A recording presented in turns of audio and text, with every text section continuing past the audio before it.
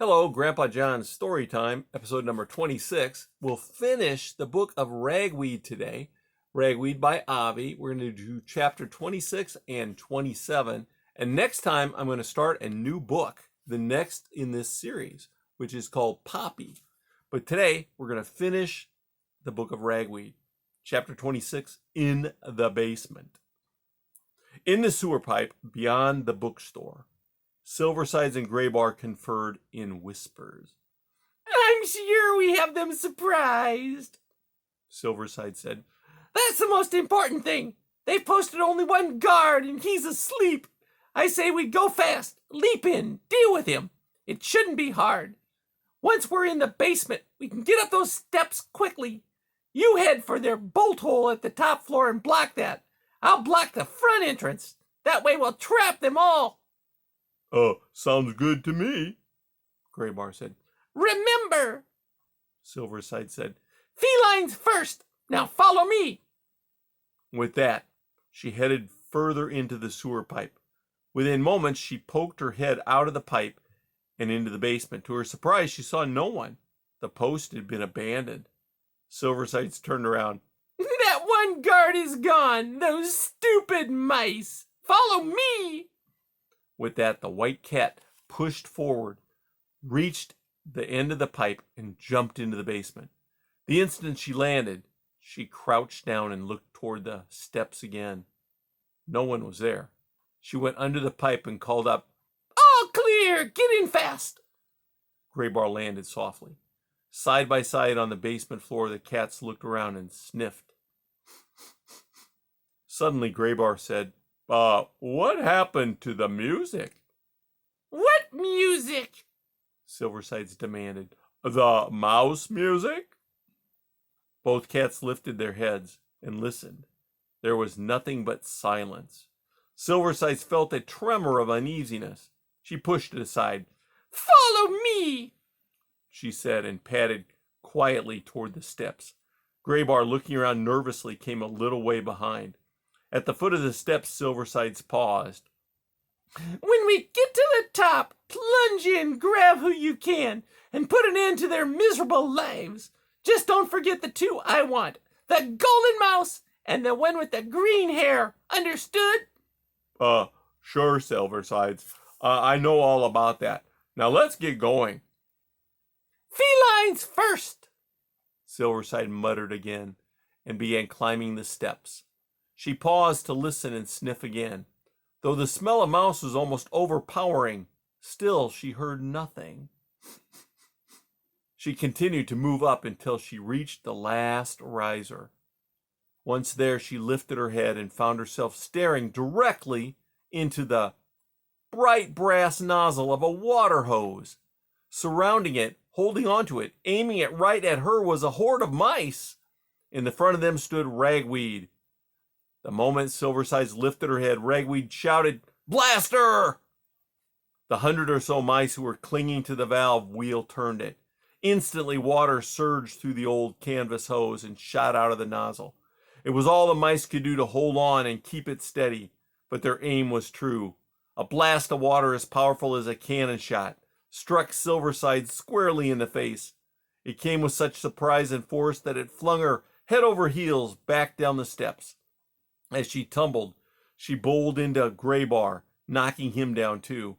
When the cats reached the bottom, they shook their heads, and soggy bodies and tried to regroup. At them!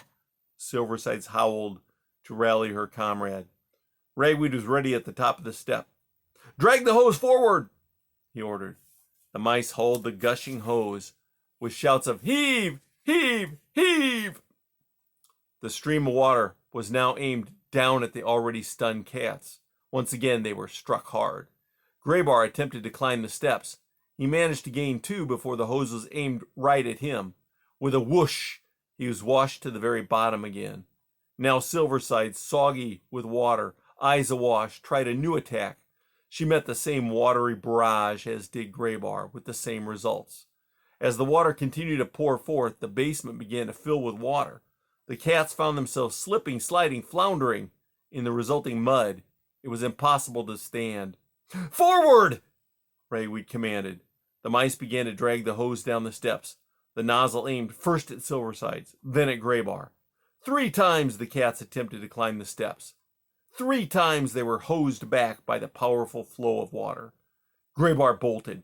Up to his belly in cold water, he half scrambled, half swam to the open sewer pipe and crawled in. With wet fur plastered to his body, he was little more than skin and bones. He did not even look back to see if Silversides was coming with him. Silversides tried yet another attack.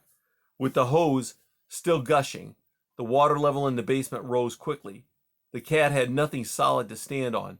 The water began to drain into the sewer pipe. As it did, it flushed away everything in the room. That included Silversides. The last the mice saw of Silversides was her bewildered face filled with rage and indignation as she flowed backward out of the basement and into the sewer pipe. She left nothing but her sequin collar, which soon followed her into the pipe. For some moments afterward, the mice kept the hose aimed at the sewer pipe, wanting to be certain the cats did not return. Finally, it was a triumphant Ragweed who cried, "Hey dudes, time to celebrate!" Chapter 27. A Goodbye. 3 days later, Ragweed stood by the Amperville railway tracks, waiting for a train to arrive. With him were Clutch and Blinker. From off in the distance, they heard the sound of the approaching train whistle. I mean, Clutch was saying to Ragweed, there's no reason you have to go. Blinker and I'd really like it if you hung around. Ragweed smiled gamely.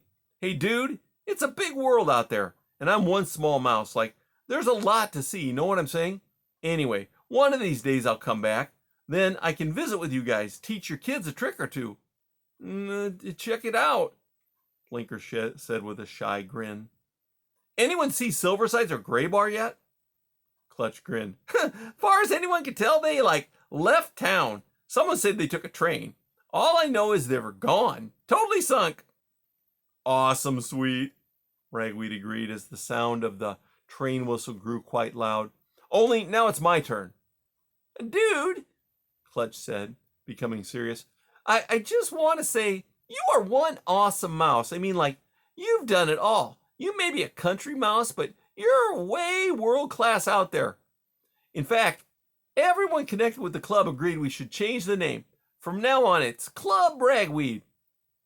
Awesome, dude, returned Ragweed, grinning broadly. But just to show you how much Blinker and I feel, Clutch said, we've got a present for you. She reached up and removed the purple plastic earring.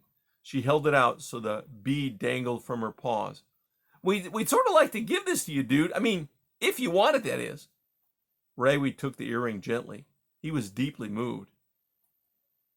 When you wear it, Ragweed, think of us and dance, Blinker suggested.